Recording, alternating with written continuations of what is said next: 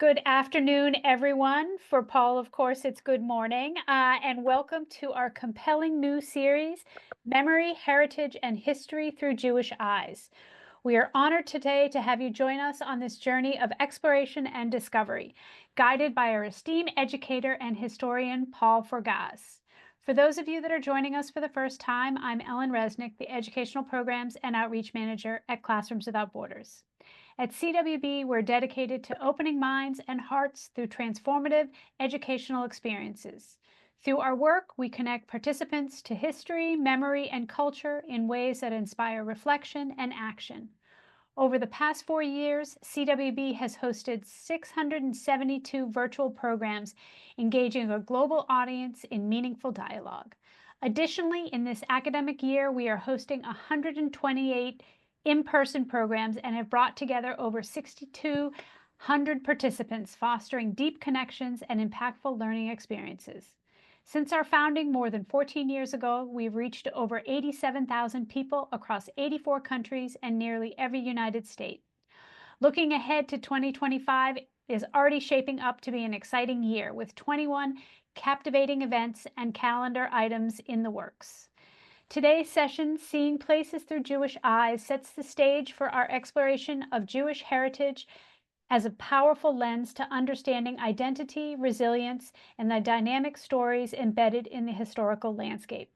While many assume Jewish heritage travel focuses solely on synagogues and cemeteries, Paul Forgasz will take us far beyond the expected, uncovering the rich and complex narrative woven into the very fabric of Jewish histories. We encourage you to engage today, ask questions, and reflect as we embark on this fascinating journey together. If you would like to support our mission, my colleague Jackie Goldblum will drop the donation link into the chat for you shortly. With that, it is my great pleasure, as always, to welcome Paul Forgasz. Paul Forgasz is a Melbourne-based educator, historian, and Jewish heritage tour guide.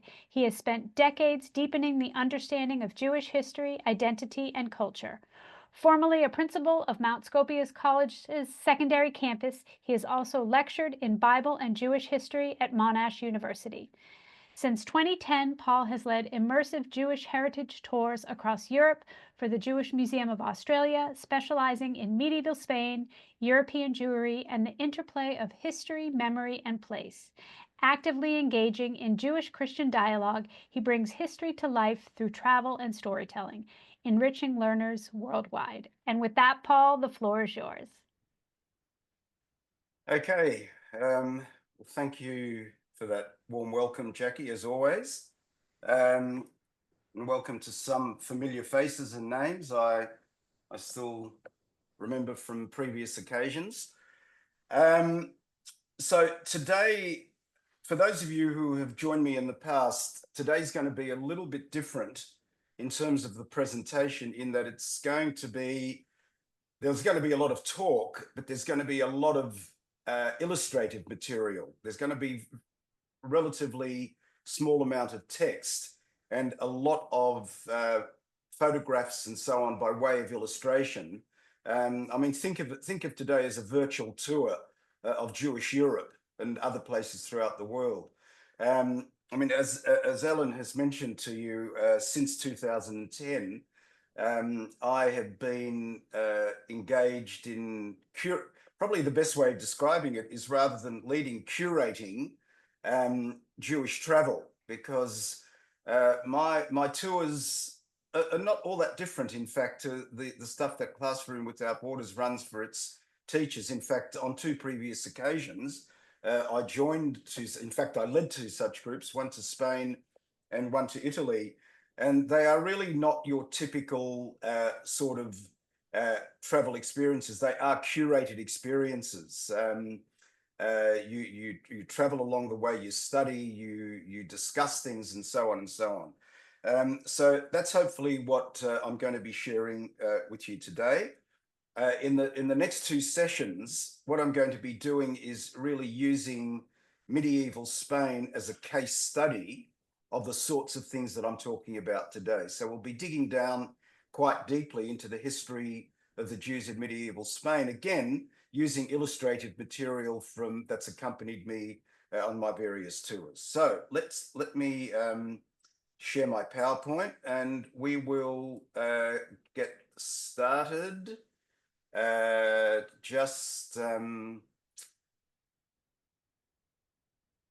Okay, so Looks good. can we all see that? Okay, right. So the of course, memory through Jewish eyes and so on, but what I would like to do is I would like to reframe that topic um, and pose it as a question. Uh, and the question that I want to, let me just, okay. The question that I would like to be our focus question for our discussion today is really what makes Jewish travel Jewish? And we will get back to the main topic. In other words, through that question, we're going to deal with the subject of today's session. Now, Jackie made a point in passing when she was introducing what I was going to talk about today, that she said, I'm going to really go beyond the usual sorts of answers that you get when you say to someone, well, what makes Jewish travel Jewish? And, I've posed it often to people and they say the obvious. Well, you go and visit synagogues and you go and visit cemeteries and you go and visit Jewish restaurants, if there are any. That's Jewish travel. Well, I want to take that really beyond the quite superficial way of thinking about this topic and begin to explore it in much greater depth. I want to begin with a quotation from Jeremy Lee. I'm going to say something about him in a couple of minutes because he's quite an important person in the context of talking about Jewish educational travel. And he makes this point. He says, in visiting sites of Jewish past and present, Jews allow themselves the opportunity to connect with the large and powerful story of Jewish peoplehood. So when we're actually talking about the whole about the whole subject of memory, heritage, and history, what Lee is really saying to us is that through the lens of Jewish travel, that translates into a story about Jewish peoplehood. Now, Jeremy Lee has been in the game, if you want, much longer than myself. I think he pretty much of his professional life has been involved in educational travel, and he is regarded as something of a, I would say, certainly from my point of view, something of a path-breaking type of figure. And the reason I say that is because it was not until relatively recent times, perhaps the last decade or two, not even that, that the subject of Jewish travel has become a subject and a topic of academic study and interest. In other words, before the year of about 2000 or so, Jewish travel was something that you did. And from about the turn of the millennium, there were people who started to actually interrogate that from an academic and scholarly perspective. And people are in fact writing about it, analyzing and so on. And Jeremy Lee, here's a slide just to show you who I'm talking about. This is him. He was running a session at Libre Oz, but he was very much an influential figure in turning this whole subject of Jewish travel into a topic of academic interest and writing and so on. In fact, when I ran my very first tour in 2010, it was to Spain, and in that year, the beginning at the end of the previous year in 2009 in December, I had reason to go to Jerusalem, and somebody had connected me with Jeremy as someone who might be able to help me. He'd run a few tours to Spain, and he really set me on the path very much. So I see him very much as a sort of a distant mentor in this particular area. Anyway, let's move on. So I want to really, for the remainder of today, I want to show you how a curated educational travel experience can incorporate elements of the story of Jewish peoplehood. And I emphasize a curated experience because a lot of people who go to various places, let's say throughout Europe or Morocco or places like that, they often travel on their own, or they often travel with a sort of a tour group that's sort of a holiday type of tour, but you would not call it a curated educational experience. And I want to sort of demonstrate to you how participating in these sorts of experiences can actually make you very much aware of different elements of the story of Jewish peoplehood. And by token of that, plugging into the whole story of Jewish memory and so on, and so on. So Lee makes this first point. He says, more than anything else, Jewish travel programs traverse the pathways of history, visiting locations that seamlessly move participant and guide alike up and down the Jewish historical timeline. In most cases, sites mean where something happened. This category is probably longer than the sum of all the synagogues and cemeteries, and it is the task of the creative educator to find them. So let's have a look at a number of examples and all of these come from my own experience. This is not sort of getting something on the web or anything. These are places that I visited and explored in great depth with various participants. And let's see how visiting various locations connects one with the Jewish past in a very powerful sort of way. I want to begin with Spain. In fact, that was my very, very first tour that I ran. In fact, I think I've been to Spain about 7 or 8 times now. It's actually my favorite location. One of the interesting things about Spain, by the way, is that it's got a very powerful Jewish story, but there's very little to see there now, very little to see. It depends very, very much on the tour educator to bring these places to life, through telling stories, sharing documents, and so on. So those of you who have been to Spain will recognize what you see on the slide here. It's the mezquita. Mezquita is comes from an Arabic word. It means a mosque. It's the Grand Mosque of Cordoba. And this is a very, very important starting point. In fact, when I do my tours of Spain, I always try, as far as is logistically possible, I always try to begin in the south of the country rather than the north of the country. I know that sounds a bit counterintuitive. People usually fly into Barcelona or Madrid, and that's where most tours actually begin. But what I do is I make life a little bit difficult for them and get them to move from Barcelona or Madrid and travel all the way down to Cordoba, where they meet me and we begin the tour. Now, why do we do that? Because that is really where the Jewish encounter with hundreds and hundreds of years of Muslim Spain actually began. It's not that Jews arrived here for the first time under Muslim rule. They had been there already for a few hundred years before. But what we often refer to as the golden age of Spanish Jewry begins during the period of Muslim rule. So this is a very, very powerful place to start connecting with history. And I'm going to expand on this in a lot more detail, of course, next week and in the week after.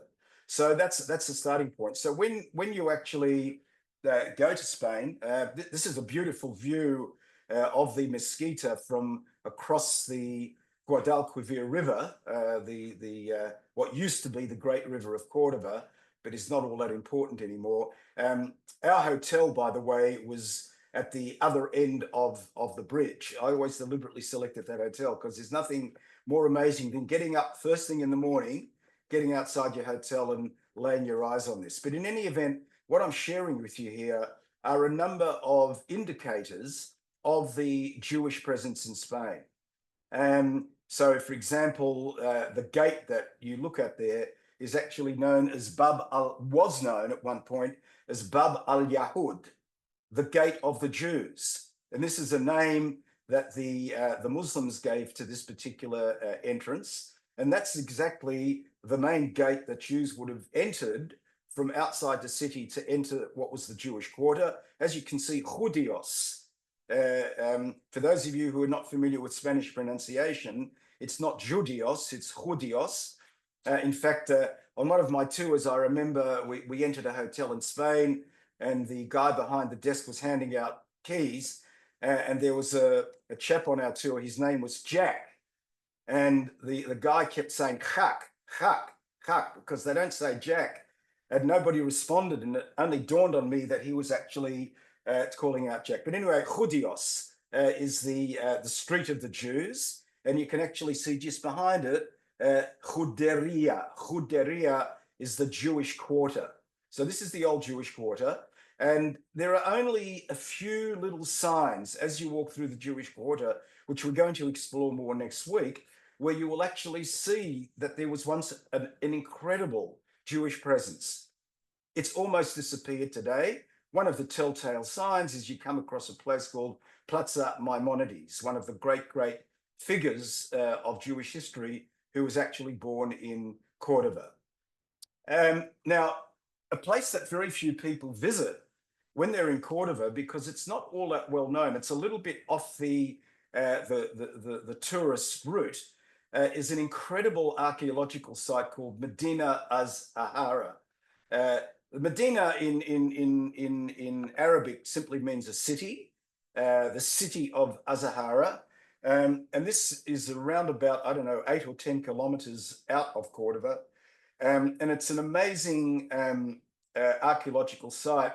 And it's really here that when we talk about the great golden age of Spanish Jewry, that's a little bit of a misnomer, as I'll talk about next week. But when we talk about the great golden age of Spanish Jewry, this is where I like to begin the story.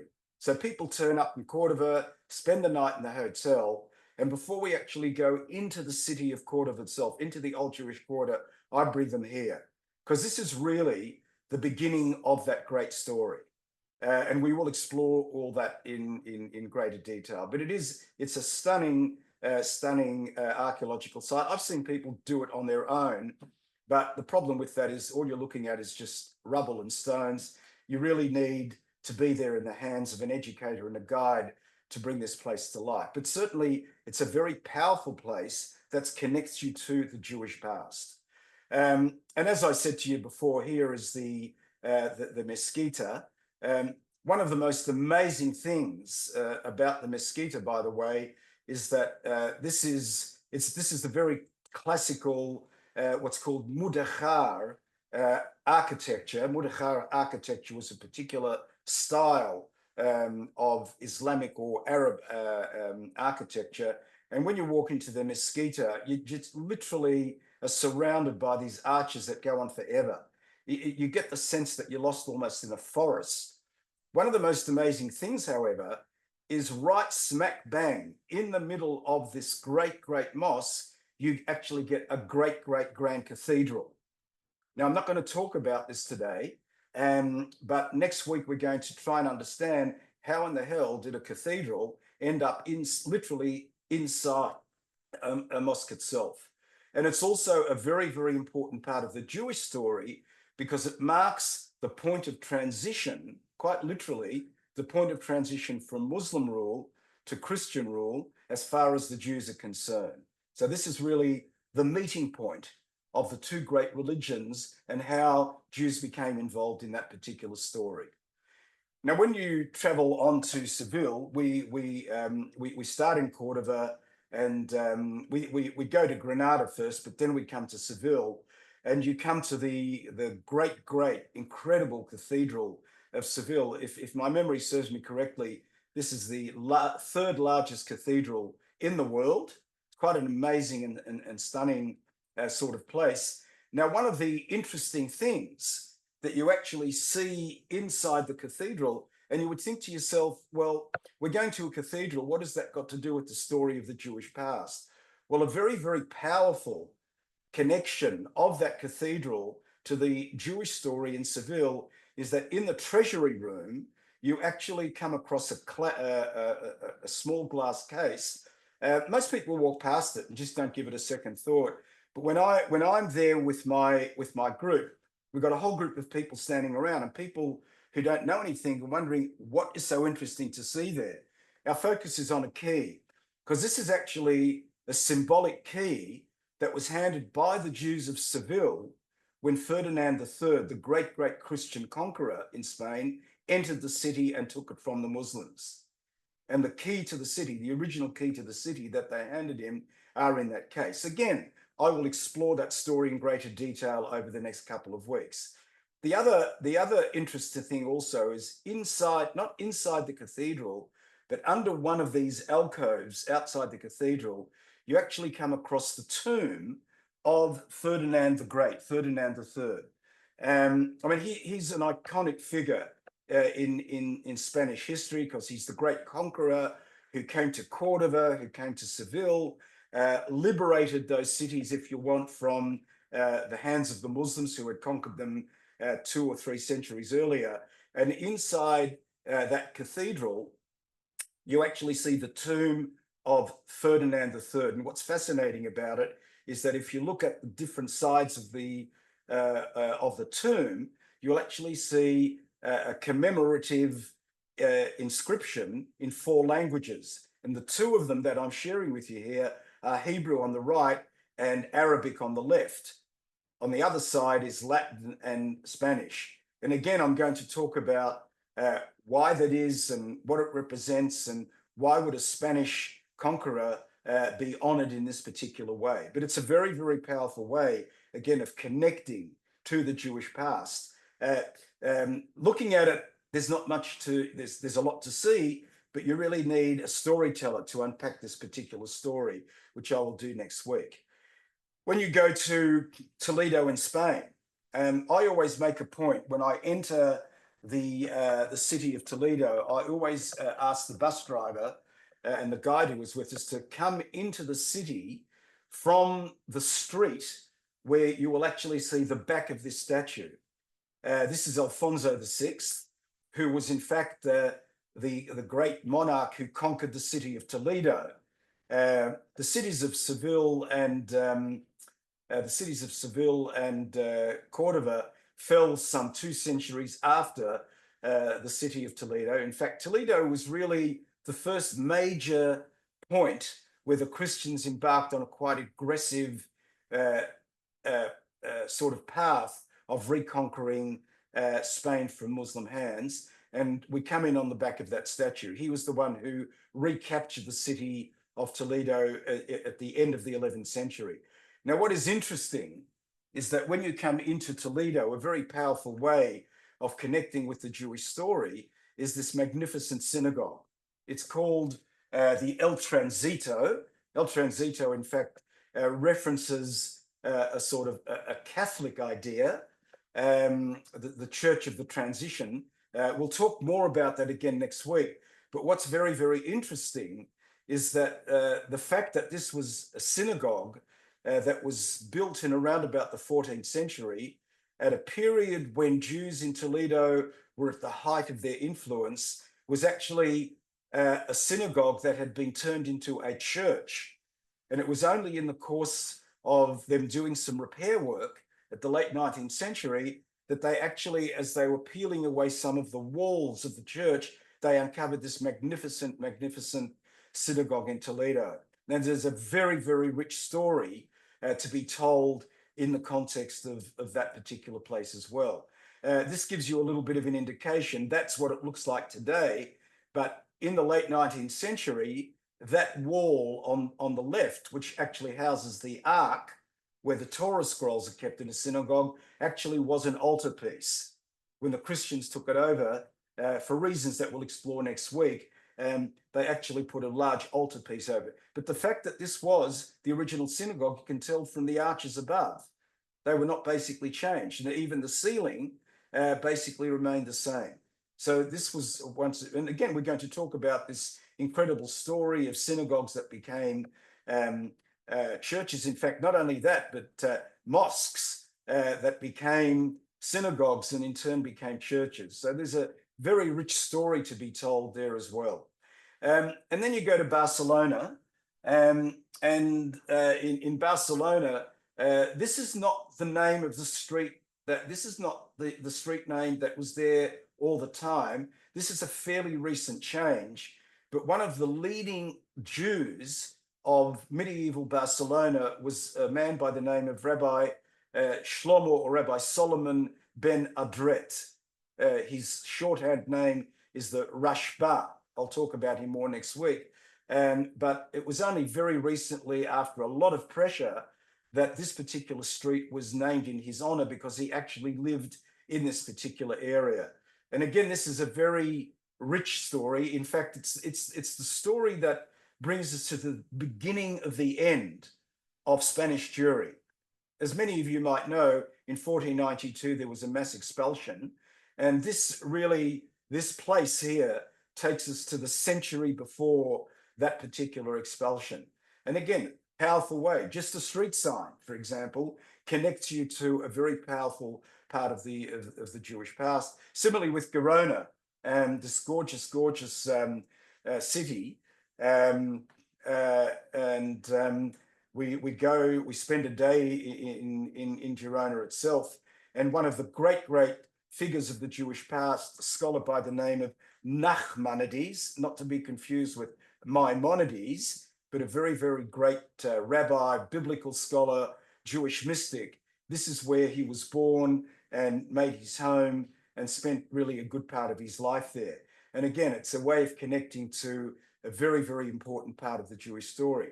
We go to Avila, and Avila, which is the place where some of you who particularly perhaps more conversant with the Christian tradition might be familiar with the very famous Santa Teresa of Avila. Santa Teresa of Avila was a very important figure in Christian tradition. She was a nun and spent her life here.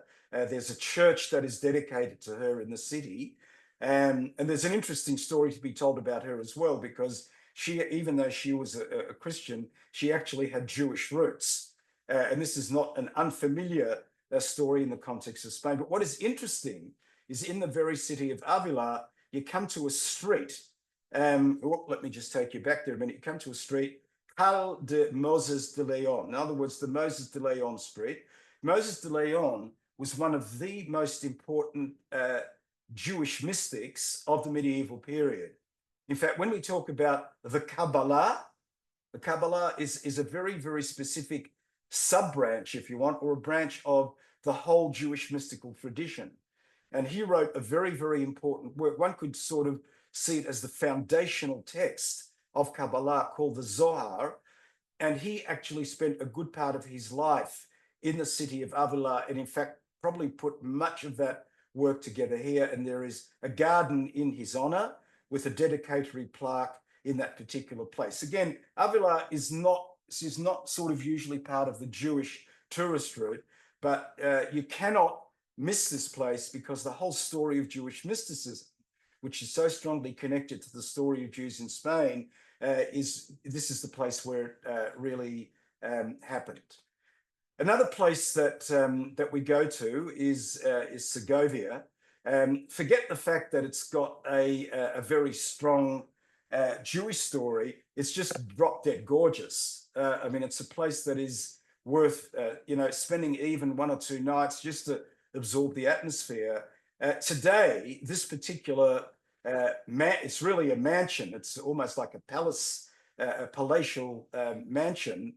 Is today the education center of the Jewish quarter of Segovia, but was once the house of a very famous and influential Jew by the name of Don Abraham Senor.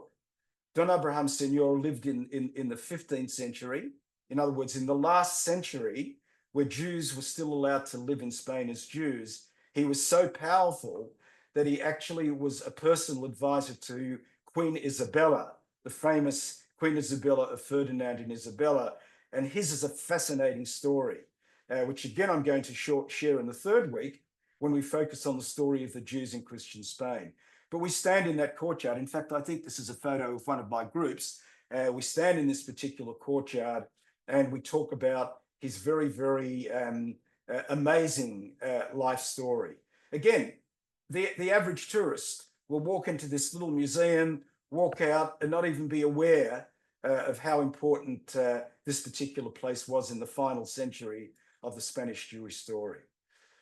And we also go to Granada. Granada is actually very early on in our tour. And Granada, if you've been there, you will know that the most visited place probably in the whole of Spain, in fact, it's one of the most visited places in the tourist route in the world, is the famous Alhambra Palace. The Alhambra Palace was actually built by a Muslim ruler towards the very, very end of the Muslim presence in Spain. By the time the Alhambra was built, most of the Muslims had been forced out of Spain by the Christian advance. And this is really the last and final phase of Muslim rule. And there's a very powerful story, again, to be told there. People visit it because it's just, it's one of the great wonders of the medieval world. But very often people are just not even aware that a very important part of the Jewish story occurred inside the Alhambra Palace itself. I'm not going to give too much away, because if I tell you everything now, you won't come back next week. So I'm just going to leave a little bit hidden for next week. But this room of the Alhambra Palace is a very, very significant part of the Jewish story. And again, you can just walk through it and be amazed at the stucco relief work, but be totally, totally unaware that an important part of the Jewish story actually happens here. And again, I'll take you back to Avila, and Avila, where you see the Garden of Moses de Leon. This is called the Gate of Misfortune. And why is it the Gate of Misfortune? Again, we'll talk about this not next week, but the week after. So the garden, by the way, is here, where this person is sitting on a small bench. And directly behind the garden is called the Gate of Misfortune. And I think it's an amazing juxtaposition, because in this garden, you have a sense of the Jewish influence at its height in the city of Avila. And behind that, the Gate of Misfortune is the downfall of the Jewish community. It's an amazing place to tell this story, because quite literally, in one small area, you get the best and the worst of times in the context of the Spanish Jewish story. You can basically summarize it here in this particular garden. And again, when you go to Barcelona, going back again, the very, very famous statue of Christopher Columbus. It's a wonderful statue because he's looking, of course, out onto the ocean.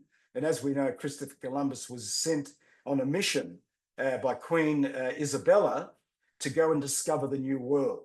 And again, put aside the question of whether Columbus had Jewish roots or not. That's a debated and contested question.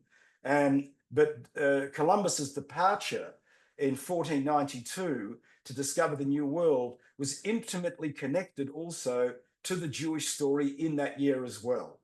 And again, we'll explore that more in over the next couple of weeks.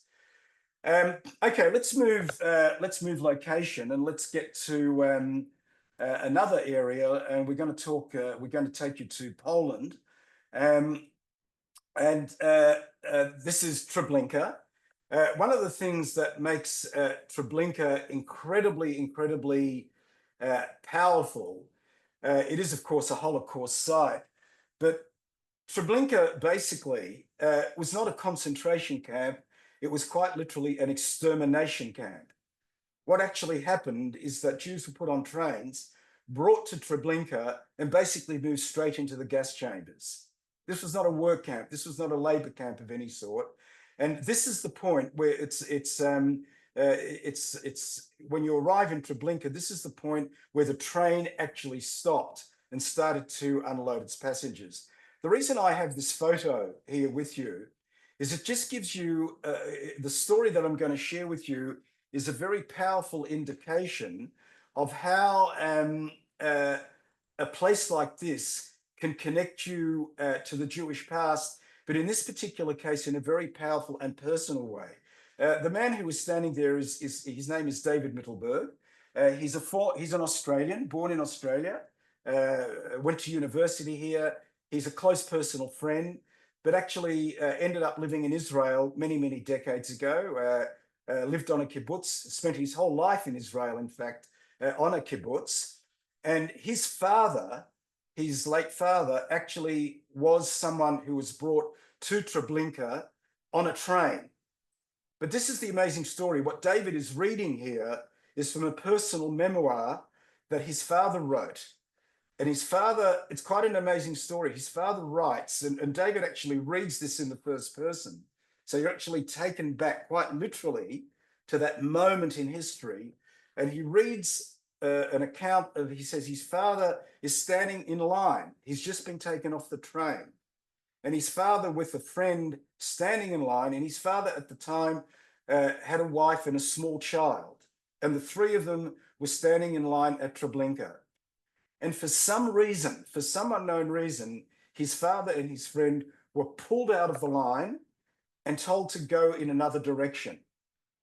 It's very chilling because at this particular moment, his father, who actually survived, he was taken from Treblinka to Majdanek, another concentration and also extermination camp. Very chilling moment where he says, as I looked behind me, it was the very, very last time that I saw my wife and child. He married again after the war, and David and his sister were products of that second marriage. But again, it's an indication of how just a site of interest, a chilling site of interest, becomes a very, very powerful way of connecting to the past. And of course, those of you who have been on Holocaust sort of tours, I know Avi does them for Classrooms Without Borders. He will know, I think you always bring a survivor along with you to those trips. There's nothing more powerful than having a survivor either in person or through his written words connecting you to that Jewish story. Another, okay, and this is continuing the Jewish story of how David, we literally follow that route. We end up in Majdanek, and it's in Majdanek. David is actually standing outside the very barracks that his own father was talking about. And he talks about the slave labor of having to sort of roll these huge stones to flatten out the earth. His father in first person talks about his own experiences. So again, connecting to the past in this very powerful way. You go to a place called Jedwabne. Jedwabne is not all that far from the Polish-Lithuanian border. There's a very well-known city in Poland called Białystok, a very important city of former city of Jewish life. And the reason why you would go to Jedwabne, and this is all that you see of Jewish interest. Firstly, almost no one would go to Jedwabne. They would just, it's a tiny place. It's not even a city, it's a town. And this is the only thing that you see today in Jedwabne that has got any connection to the Jewish story. But there's a very, very tragic story there about an anti-Jewish pogrom, that is a massacre that took place during the Nazi period. And what actually happened is this area where you see the stone wall, the boundary, the stone wall surrounds an area where there was once a barn, a very, very large, huge barn. And what actually happened is that local Poles, we're not talking here about Nazis, local Poles loaded large numbers of Jews from Jedwabne into the barn, and they actually just burnt them alive. And again, what's very interesting, a former colleague of mine who used to work with me when I was a principal of the Jewish school, and a friend as well, her father actually escaped from that barn. He managed to escape from that barn and wrote a memoir describing those events. And as we stand at Jedwabne in the first person, we have an account of how he actually escaped and the terror that went on inside there. Again, connecting to the Jewish past in this way. We go to Kaunas, or the more familiar Jewish name Kovno, Kaunas, in Lithuania. And again, you come across an area, I think most people would simply miss it. This is where you come. If you even by accident, and it would only be by accident if you didn't know about the place, that you would come to this place, and all that you see here is like a tombstone. And you're thinking, wait a minute, this doesn't look like a cemetery because it's a very traditional sort of tombstone, but there's a horrific story to be told there. And not unlike the story of Jedwabne, what actually happened in a single day is that what used to be on this particular site was a garage where a local mechanic fixed and repaired cars. And what actually happened is that Jews were rounded up um, by local Lithuanians and actually just began to totally slaughter them inside the garage. I mean, it's a chilling story, because here you have everyday people who were not really forced to come and look at this scene, but everyday people who were living side by side, their fellow Jews, coming and watching this slaughter. And by the way, looked on by Nazis. In other words, this was a local pogrom that was not initiated by the Nazis themselves, but by local Lithuanians. And again, it's quite remarkable to stand there in front of this particular stone, and to even, and you can't even begin to imagine that there was once this very, very chilling horror site. So that's in Lithuania. When you go to Vilnius in Lithuania, we end up in this particular courtyard. Again, very easy to miss because it's just a building, nothing overly impressive. But we go inside the courtyard, and inside the courtyard we gather and we learn about the very, very powerful story during the Nazi period of what was called the Judenrats. Judenrats were Jewish councils that were actually appointed by the Nazis to oversee matters inside the Jewish ghetto. The Nazis very, very cleverly, if you want, did not want to be seen the front people inside the ghetto. So they forced local influential Jewish leaders to form a Jewish council to basically carry out their directives and orders. Amongst other things, leaders of the Jewish council were actually forced to prepare transportation lists of Jews from the ghetto to take them to the various concentration and extermination camps. And there's a gripping story that we tell outside this building, which was in fact the building of the Jewish Council. And we actually talk about some of the dilemmas that the leaders of the Judenrats had to confront. Again, another way of powerfully connecting to the Jewish past. You go to Venice, and if you've been to Venice, you'll know, of course, that one of the must-see places is, of course, the former Jewish ghetto. This is actually the entrance to the Jewish ghetto. By the way, the word ghetto that we talk about today originated, not the idea of a ghetto, but the word itself originated in 16th century Venice from the Italian word ghetto. There are all sorts of different explanations as to why that area was called ghetto. One theory is that next to what became the Jewish ghetto was an iron foundry. And the word for an iron foundry in Italian is a ghetto. And that place came to be known, the place alongside the ghetto. And then over time, it simply became known as the ghetto. This is what it looks like from the aerial view. That's the ghetto itself. One of the most amazing things is it's the best preserved original ghetto in the whole Jewish world, right? As you see it today, okay, yes, there have been renovations done, but as you see it today, it's pretty much as it was then. And inside the ghetto, you still see 5 surviving gorgeous, gorgeous Baroque synagogues that were built in the ghetto during this particular period.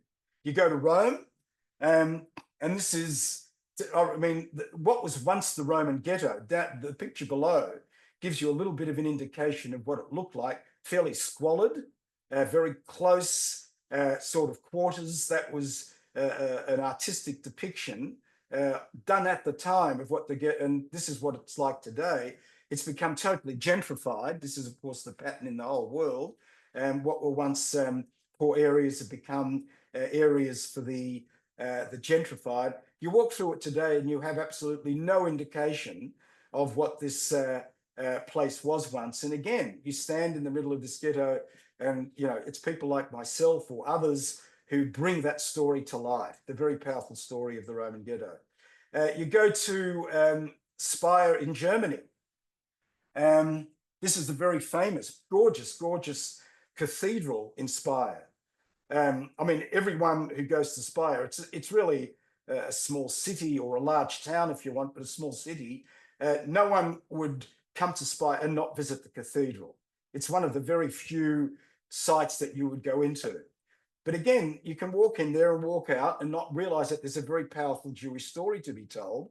What I always do when I've been to Germany on a few occasions, I bring the group outside the cathedral and point out to them that this is a very, very important point to understand the Jewish story in Germany more generally, because in around about, I think it was the 10th or the 11th century, something like that, the Bishop of Speyer actually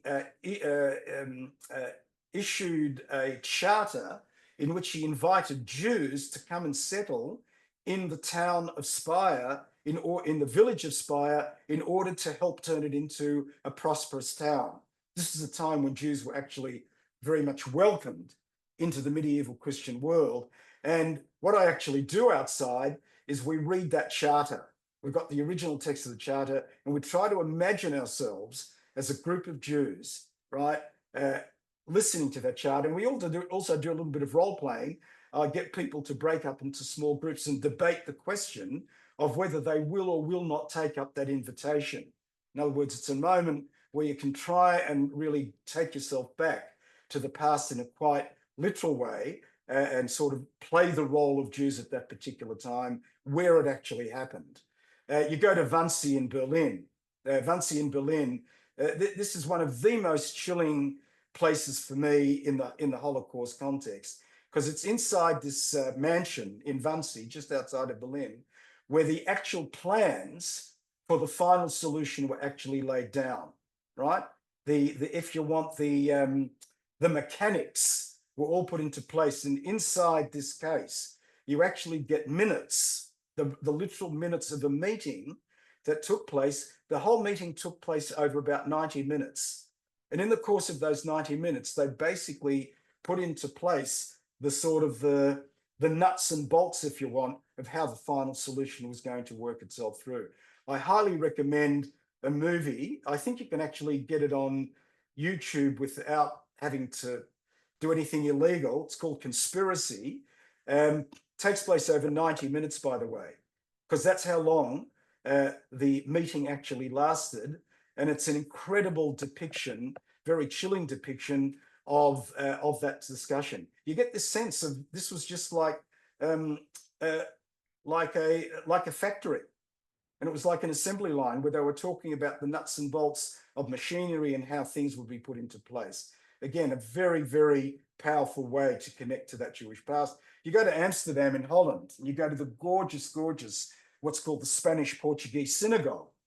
Spanish-Portuguese synagogue.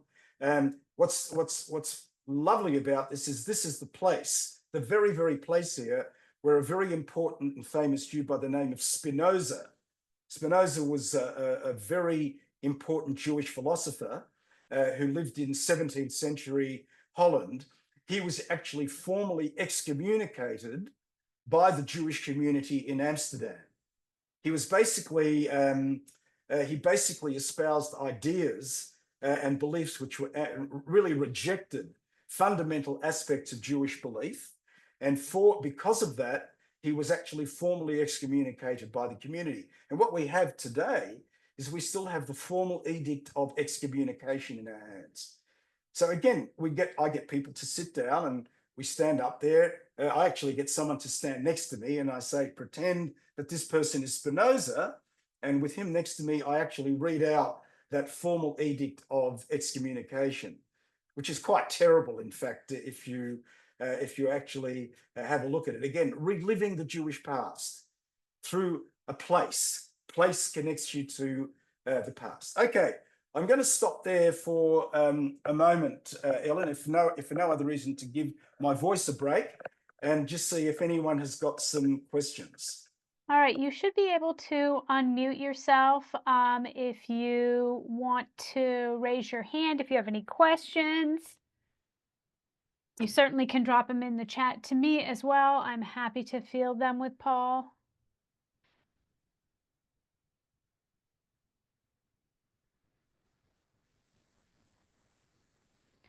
Susan has a question. Go, Susan. Hi. I have a question about Ladino, the language, and how it came to be that Jews were writing, I guess, basically Spanish with Hebrew letters. Like, how did that Right. come about? So it's a great question. In fact, it's a question that you could ask in almost any place in the diaspora world.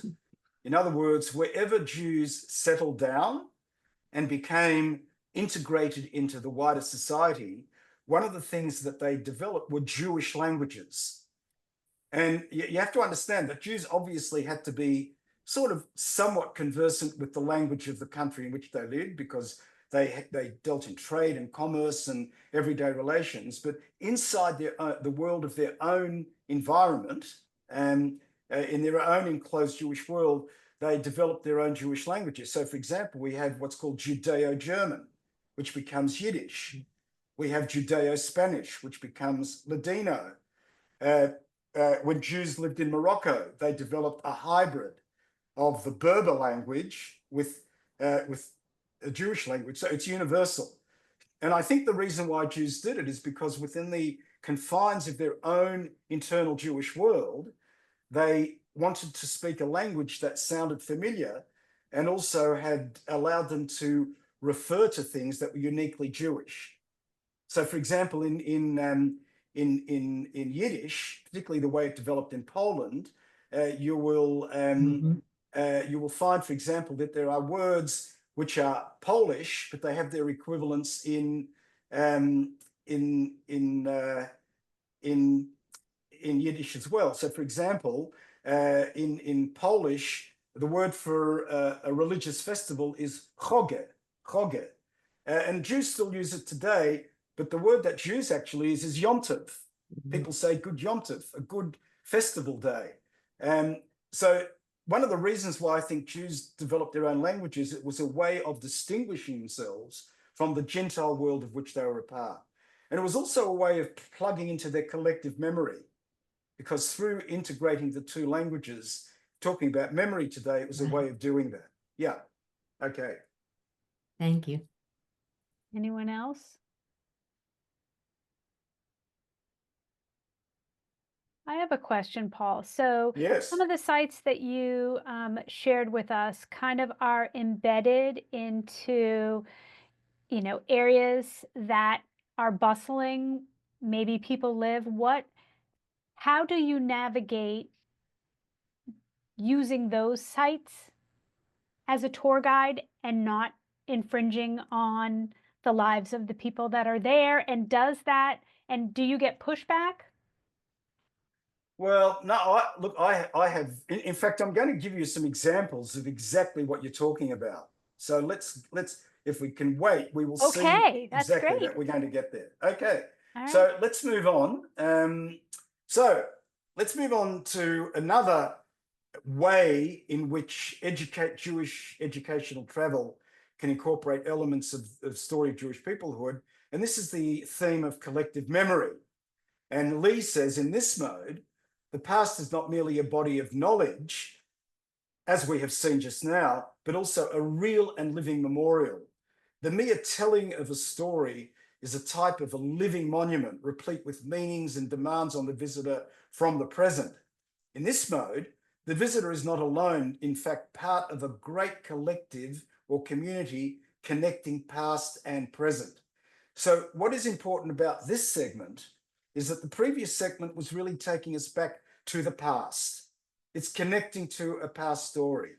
But the lens here is not just talking about the past, but trying to understand how does what happened many, many centuries ago resonate with our situation today, collective memory. So, for example, Majdanek, I showed you a picture earlier, which was a concentration camp and also an extermination camp. A very chilling part of the Majdanek thing is this big sort of dome area. Doesn't look like it, but it's quite tall off the ground, and you can actually stand under the dome.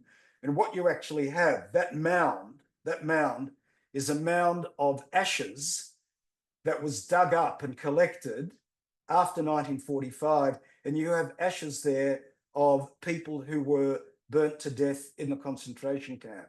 It's effectively like a like a Jewish tombstone, and it's something that happened in the past. But what we actually do is when we stand around here, I recite the traditional memorial prayer for the dead, the El Maleh Rachamim, and collectively we recite the Kaddish. The Kaddish is a prayer that is recited for the dead. In other words, that moment is not just the story of what happened then, but becomes your own personal story.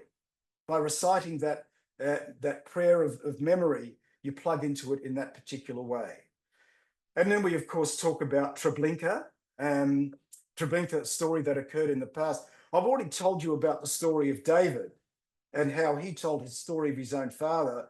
But again, I remember when I once taught a class here in Melbourne on the story of the Jews of Poland, a person who was in my class told us a story, which I share when we go to Treblinka, who told us a story basically of when he remembered when he was a child, and it was after the end of the war. And one of the things that the Nazis did is they totally dismantled the whole of the Treblinka extermination site because they didn't want to leave any evidence behind, if you want.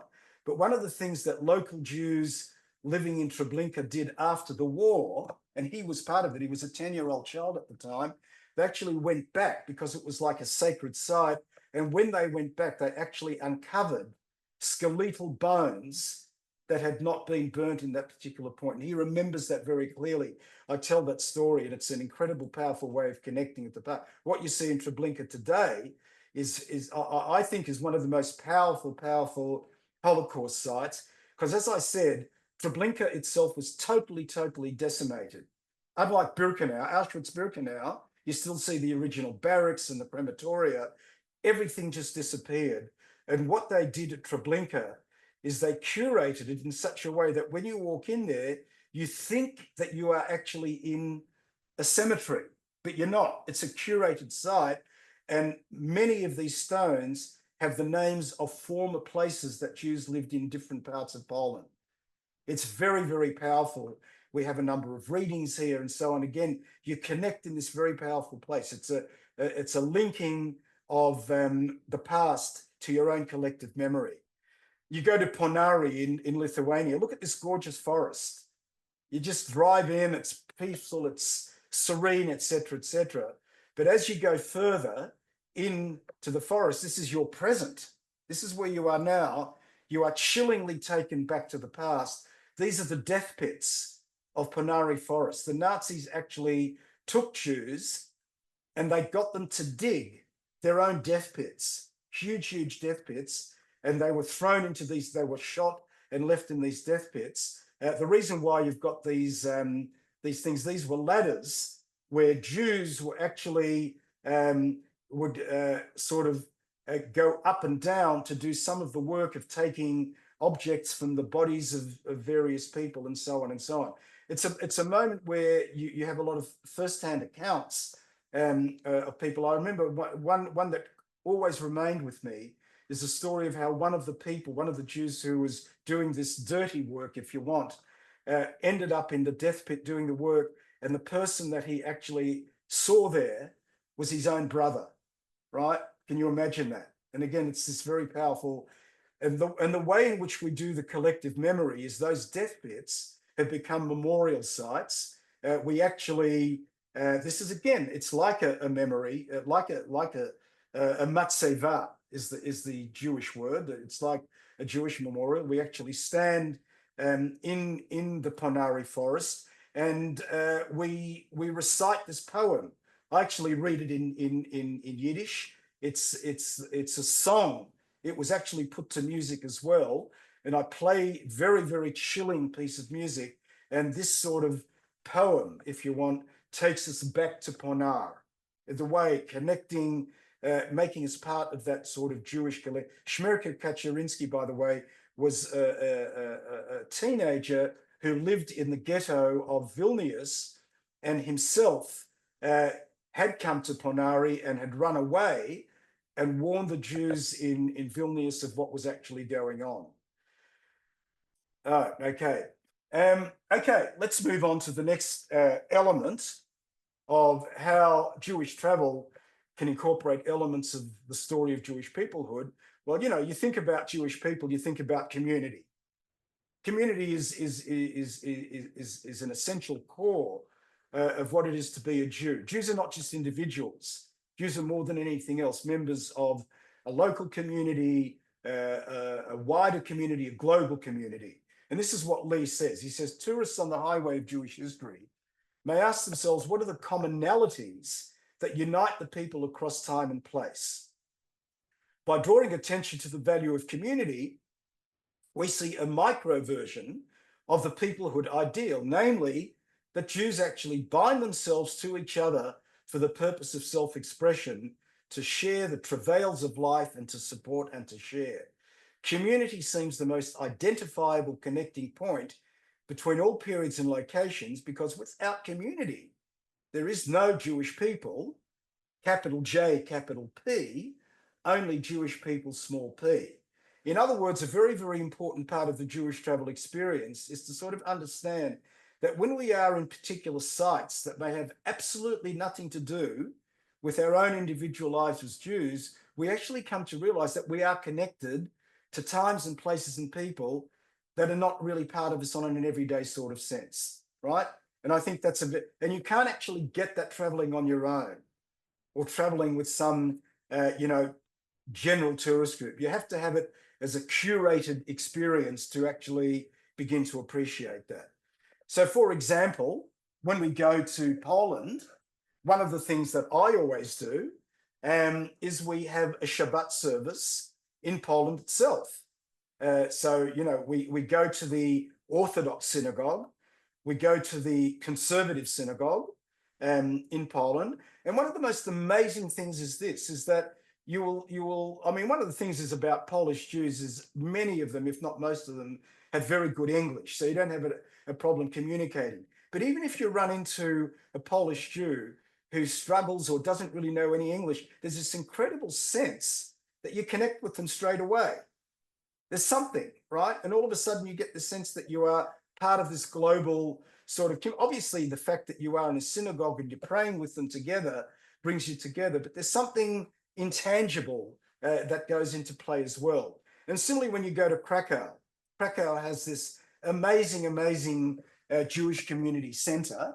By the way, there's a fascinating story behind the founding of that Jewish community center. One of the people, the person who was most influential in getting it off the ground was the current King Charles. He was formerly the Duke of Edinburgh, and he visited Krakow at that particular time and visited the local Jewish community, very moved by this story, because you've got to remember Krakow is very close to Auschwitz, not far. And they said, one of the things we desperately need here is a center that brings us together. And he actually was a driving force behind getting the Jewish community center of Krakow off the ground. In fact, when you walk into the center's lobby, you actually see a picture of what is today King Charles, and so it's quite an amazing place. But the reason I mention this to you is that when you go to that Jewish community center, one of the things we always do is we have Shabbat dinner inside the community center. And you've got to understand, this one is just an ordinary Shabbat.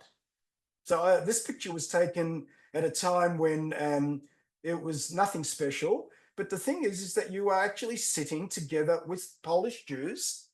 And even if you can't communicate, somehow you just connect. You just get the sense. The picture down below is at a very special time in Krakow when they have a Jewish cultural festival. Jewish cultural festival that is organized by two non-Jewish Poles. And that's when you get this really incredible sense of Jews being part of a global community, because Jews come from all over the world to have dinner in this particular center.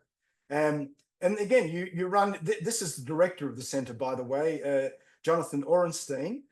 He's an expatriate American who ended up leaving the States. He was on a bit of a midlife crisis, I don't know, whatever. Ended up in Krakow, loved the city, eventually became the driving force behind the Jewish Community Center. This amazing woman, Pania Zosha is her name, who grew up, lived in Krakow, survived the Holocaust, lived through the years of communism, and after the fall of communism, rediscovered her Jewish identity and is now like one of the leading Jewish figures of that local community. She's just gorgeous. She's an amazing woman. She used to be a professor of law at the University in Krakow. Her English is very, very good. And again, just when our group gets to meet her, you just forget for the moment that she's Polish and we're Australians. All of a sudden, all of those differences just disappear. And we realize through that experience that we are one part of this community. Now, another dimension, if you want, of the curated travel experience is that it can also incorporate what we would call culture. And as Jeremy Lee says, travel showcases the world of culture and exposes all who come in its path. And this is the question: what really is Jewish culture? What is Jewish about Jewish culture? Now, I know probably for many of you and many of my fellow Jewish Australians, if you were to say, then what's Jewish culture? They would say something like bagels, salmon, and lox, right? Bagels, cream cheese, and lox. That's Jewish culture. It's an understandable thing because, of course, so much of Jewish culture is tied up with gastronomy. You know, the quickest way to a Jew's heart is through his stomach, of course, you know. So obvious, but it goes beyond that. It goes, of course, beyond the very stereotypical sort of ways of thinking about Jewish culture. And when you travel in a curated context, you do experience different aspects of going. So when you go, for example, to Krakow, you actually come to this cemetery, which is in Krakow in Poland, and you'll come to the gravesite of a very, very famous, probably you could say one of the, if not the most famous Polish Jew of the Middle Ages, Rabbi Moses Isserles. Rabbi Moses Isserles. Moses Isserles was the one who was very much responsible for putting together the Polish version of the Code of Jewish Law. The original Code of Jewish Law was actually put together a few decades before him by a Jew called Rabbi Joseph Caro, who came from the Sephardic world. In other words, the world where Jews came from Spain. The Ashkenazic world is a world which Jews came essentially from the Franco-German Polish area. And so Isserles is very, very much part of the Polish Jewish world and put together the Polish version of the Code of Jewish Law.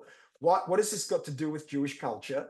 Because it's a moment when I stand in the cemetery and I can talk about some of the differences between Ashkenazic culture, in other words, the Franco-German Polish culture, and how that differs from Sephardic culture. In other words, Jews who came from the Spanish, Middle Eastern world, and so on and so on. And you start to get a sense of what Jewish culture actually is. You think about Jewish culture as something unified, but I think one of the most interesting aspects about the Jewish cultural world are the ways in which we are different from each other. And this is a way you can explore that. You go to a place called Lejaysk in Poland. Lejaysk in Poland is a very, very important place because this is the place where Hasidism, you've all heard about Hasidic Jews, where Hasidism as a movement began in Poland.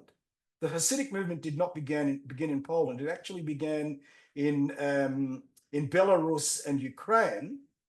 And from Belarus and Ukraine, one of the Hasidic leaders, a rabbi by the name of Rabbi Eliezer, he came to Poland and brought the Hasidic movement with him. He ended up being buried in this mausoleum. The traditional Jewish world is an ohel. A ohel means literally a tent. It's not really a tent, but it's a mausoleum. And this is his grave. Now you might be wondering what's the problem here? Is this the local garbage tip as well? Looks like it. No, what actually that is his followers, the followers of the Hasidic Jews, visit. This is a site of pilgrimage. They come to his gravesite and they throw notes into his grave. You know, you're familiar with this with the Wailing Wall in Jerusalem, where people leave notes, notes of sort of asking God for all sorts of blessings and whatever.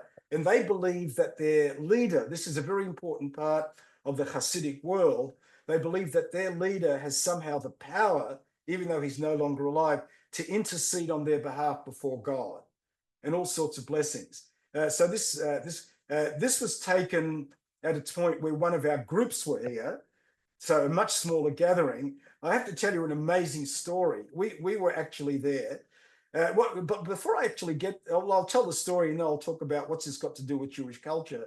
And we were there, and while we were there, just looking around, we noticed that there was a Hasidic Jew sort of crouching down on the floor, and he put his hand inside the grate and had a mobile phone sort of going. And I went up to him.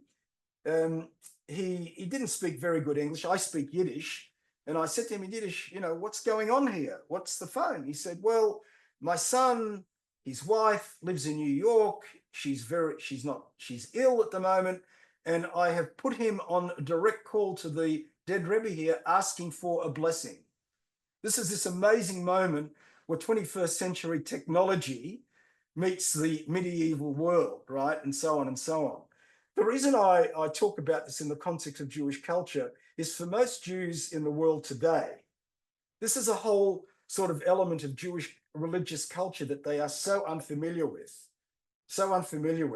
And this gives me an opportunity to talk about, really the cult of the Rebbe.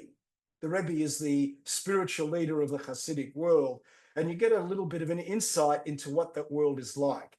I mean, this is a moment when you stand, and even though we're part of the same world and same community, you start to experience how different you are from them and how different they are from you as well. You go to Rome, you go to the magnificent synagogue in Rome. By the way, when you first walk in, you actually think you're in a church. That's the first thing that strikes you. So it's for me, who was grown up in Melbourne, Australia, I've seen many, many different types of synagogues, but nothing like this. My very first impression, when I just walked through the doors, I wondered for a minute, did we walk into the wrong place? It was very church-like. One of the reasons for this, by the way, is that when Jews started building these grand synagogues in Italy, they basically did not have Jewish architects. They were not allowed to build and the people that they relied on, once they were emancipated in Italy in the late 19th century, they actually relied on Christian architects. And the only model that Christian architects had in their mind of a house of worship was, of course, a church. And that is why this looks so church-like. You can almost imagine an altar at the very, very front of this synagogue. But it's not only that, which makes it like, I was like, for a moment, just like, wow, like, what is this? Is this a synagogue? We actually, or not everyone, but some of us attended the service on Saturday morning. And one of the things about it was that the liturgy, whilst it was very familiar, in many, many instances sounded so different. And I know the liturgy well, and I had to scratch myself and say, wait, what's going on here? This is not familiar. I've never heard this, etc. So again, it's that moment of cultural difference that is, and wow, Greece is like totally out of the box, because in Greece, you have a group of Jews, more a historical group rather than a contemporary one, known as Romaniot Jews. Think about the word Romaniot, Roman, not as in Rome, but the old Eastern Roman Empire. Remember the Byzantine Empire, the Great Roman Empire, the oldest Jews to arrive in Greece were Jews who were part of the original Eastern Roman Empire. Remember Constantine and all of that sort of stuff. And they developed a whole cultural tradition of their own. They developed their own language. Susan, I think, asked before about languages before. So you actually have a Romaniot language, right? It's called Yevanic. Yevanic, from the Hebrew word for Greek, Jewish Greek. And when you go into a synagogue, you know it's a synagogue, but parts of it just look different. You sort of say, wait a minute, shouldn't the ark be there and shouldn't this be there? They're in different sorts of places. And look at these guys. If you would not know any different, you would think they are Greek Orthodox priests, right? They're actually rabbis dressed in the traditional garb of that time. One of the things that's so interesting about this, it shows you how Greek influences, right, even in the Christian world, influenced the way in which Jewish religious figures also dressed up as well. By the way, the young man here, he's today the chief rabbi of Greece. He lives in Athens. He doesn't dress up like that all the time, but for very special sort of occasions. But to actually see that is quite confronting because your own cultural experience is so different. And then I was in Morocco for the first time last year. So my first trip in Morocco, I'm actually going back this year. The tour was so popular. Well, in fact, the tour last year was so popular. I know dozens and dozens of people mixed out. That tour actually sold out in about 8 hours. So when I'm repeating that tour this year in October, in fact, I've had to run 2 of them back to back because when I opened it up for registration, again, it sold out in 8 hours, and there were about people left over enough. So I'm doing a back-to-back tour for the second group in October as well. But again, you go to Morocco. I mean, forget the Jewish world. You go to Morocco as a Westerner, you are confronted with a cultural backdrop that is so different to what you're used to. Now, Sefrou is a place in Morocco because it's about as close as you are going to get to what you would call the Berber Jewish experience, right? Or the Jewish Berber experience. The Berbers in Morocco are about as close as you are going to get to the original indigenous inhabitants of Morocco, right? Because today, of course, we associate Morocco with an Islamic Muslim presence, but the Muslims arrived in Morocco in about the 7th century. Before that, it was dominated by a group known as Berbers, or as they prefer to call themselves, Amazigh.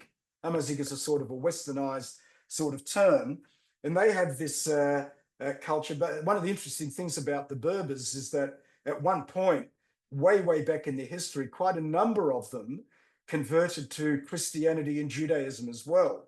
This was a time before the Muslims came here, before the Arabs came here, when Jews and Christians played an important role in Morocco. So there's quite a number of Jews today who are Berber Jews, but were originally Berbers who converted to Judaism. But the reason I point this out to you is, again, you're confronted with a whole culture that is so different to yours. And if you want to really experience Berber life, not only just in a Jewish sense, this is the entry to what is called the Medina.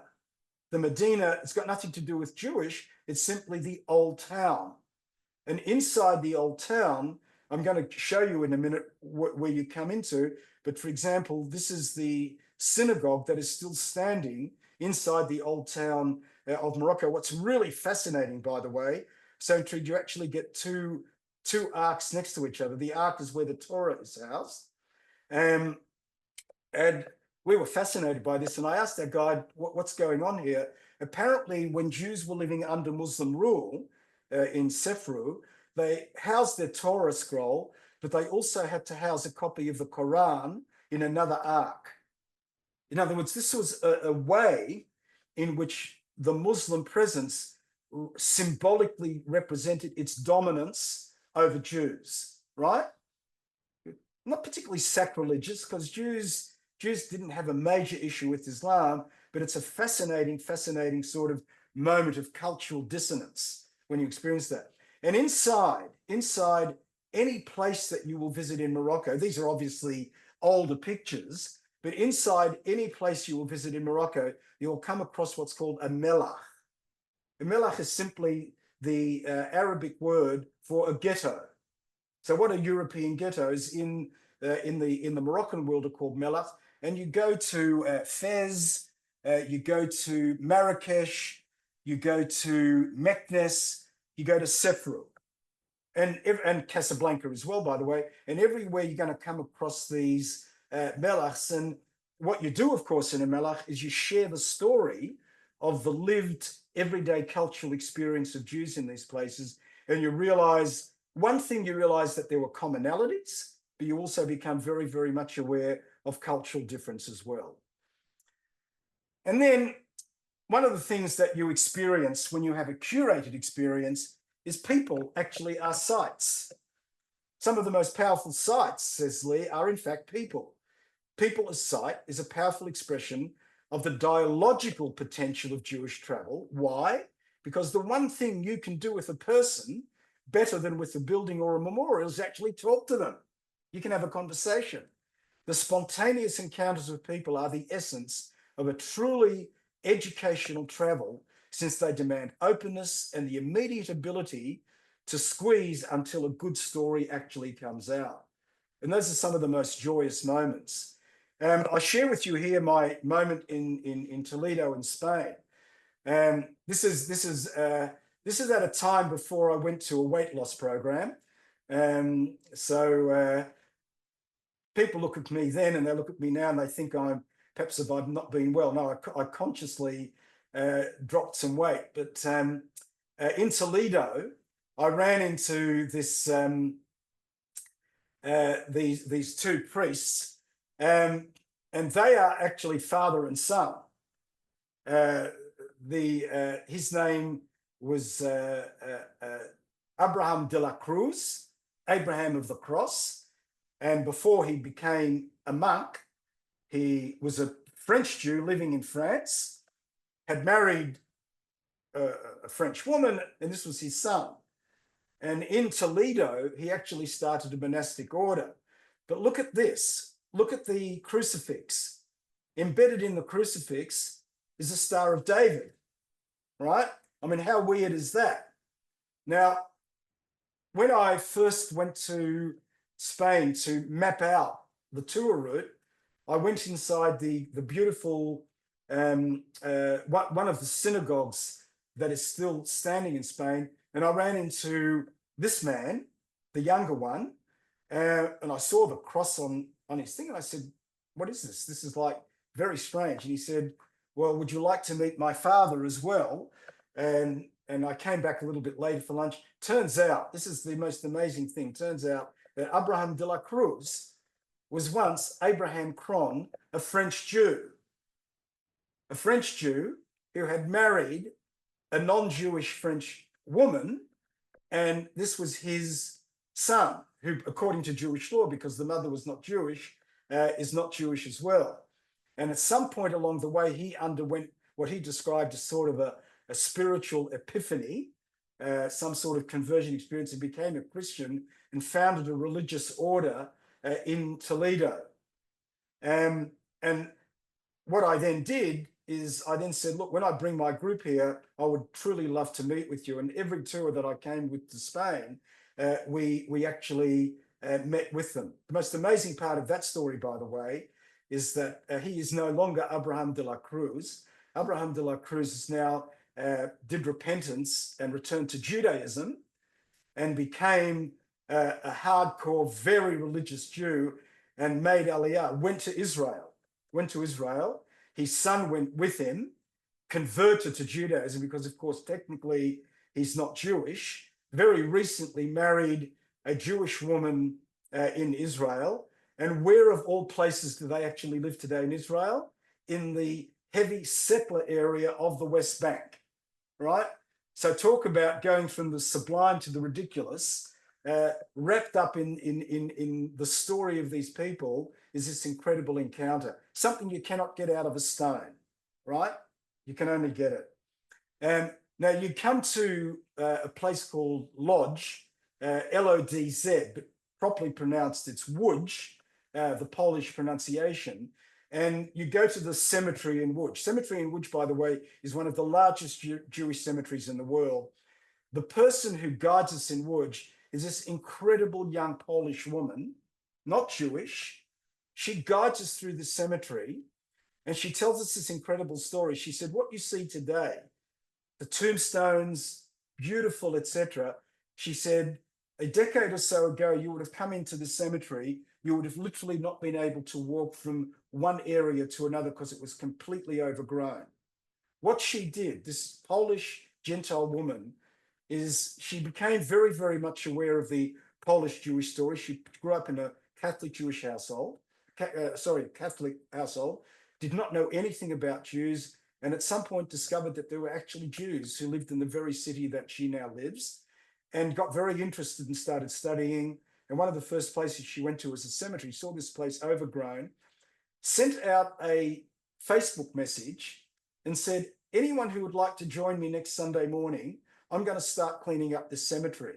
And what actually happened is that a small group of people turned up and it became a whole movement.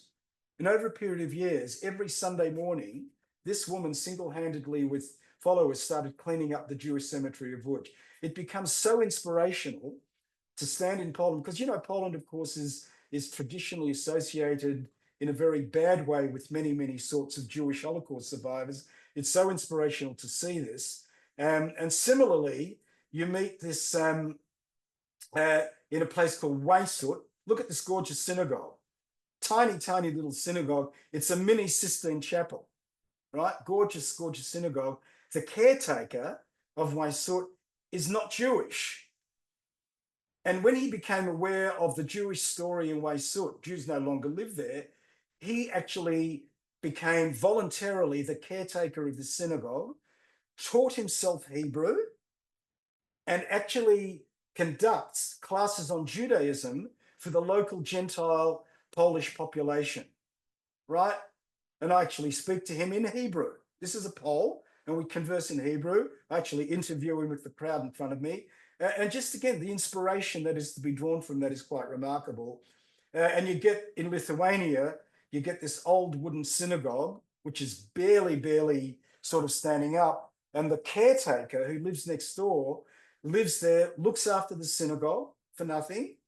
His father, an amazing story, was one of the few people in Jezmer who actually saved Jews during the Second World War, right? And we get this very powerful moment of interaction, inspiration all the way. And then you go to Warsaw, you come across this incredible individual, Andrzej Forgasz, used to be a Polish member of parliament, one of the young, I think the youngest after the fall of communism, became totally disillusioned with Polish politics, because one of the things he tells us is that when he became a member of parliament, he realized that, anti-Semitism was still alive and well, even many decades after the Second World War. And he started a program called Forum for Dialogue. One of the things that he realized was that you're never going to change people over the age of 18. They're lost. Their attitudes have been formed. The way you change the hearts and minds of people, I think this is very much behind the Classrooms Without Borders philosophy, is you change the hearts and minds of people when they're still at an influential and transformative sort of stage in their lives. And he set up a program called the Forum for Dialogue, where they go into former Jewish towns where there are no more Jews today and get children in those schools to explore the Jewish narrative of their towns. And one of the things they have to do is they have to end up with a project that highlights the Jewish story. What a lot of them do is they end up putting together a guided tour of the Jewish story of that town, not for visitors, but for their own local non-Jewish population. They become the voice of a dead Jewish past in these places. And always on my tours to Poland, I incorporate a visit to, we spend a whole day with these kids, right? We do all sorts of interactive activities. They take us on the tour. We take them out for lunch. It's one of the most inspirational moments. You could never, ever get this from a brick wall or a cemetery or a synagogue. It's that moment of interaction with people. Stanislaw Krajewski, incredible person who actually was born in Poland, has never left Poland, grew up under communism, and after the fall of communism, came back to Judaism, became a leading figure in the Polish Jewish community, wrote a very important book on the relationship between Poland and Jews. Look at the subtitle, Reflections of a Polish Jew. Fantastic. He's not just a Polish Jew, he's a Polish Jew, talking about the impact of actually being a native of Poland and how it influenced him as well. This is a non-Jewish Pole who teaches at the university in Krakow and is one of the great critics, if you want, of the of Poland in the way it treated its Jews. We actually have a lecture with him, fascinating sort of moment of interaction. And I've told you before about Jonathan Ornstein at the Jewish Community Center. One of the most inspirational moments is to meet not only Jonathan, but the visiting rabbi. He lives in Israel, but all of these volunteers are non-Jewish Poles. who work day and night in that. And again, people, interaction, people as sites. We're out of time, I think, Ellen, aren't we? Or are we? We are. Unfortunately, we do Okay. need to wrap up. All right. So Any what I'm final going words? what I'm going to do next week is I'm going to break into my time a little bit and talk about this, because one of the fascinating parts of educational Jewish travel is to go to non-Jewish sites and to discover all of a moment when you're in the hands of an educator to say there's an incredible Jewish story behind what is a fundamentally non-Jewish site. So I'll open up and very, very quickly take people through this before I get into the Spanish story. I notice Bob has his hand up. Yes, I have a question. It's more of a historical question. During the insurrection in the 13th century, when Jews were told to leave Spain and Portugal, why didn't, especially since Israel was mentioned in prayer books, what was the percentage of Jewish people that went to Israel? Tiny, tiny. In fact, through the whole of the medieval period, the Jews were concentrated basically in 4 cities: Jerusalem, Tiberias, Tzfat, and Hebron, because they have traditional Jewish associations. And the numbers of Jews in those particular places compared to the world of the diaspora was tiny in comparison. Tiny. It's really not until the 19th century that you start to see the movement of Jews to what was then Palestine and then became the land of Israel. So it was a tiny, tiny proportion. They obviously prayed for the day when they would return, but the numbers who actually did was infinitesimally small.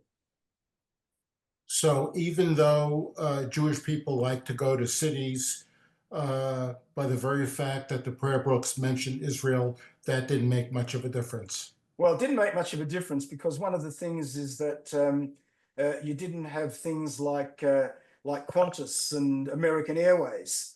Would have made it the journey from these places to the Holy Land was dangerous. It was not cheap. All sorts of practical reasons like that. Okay. Thank you. Yeah. Okay.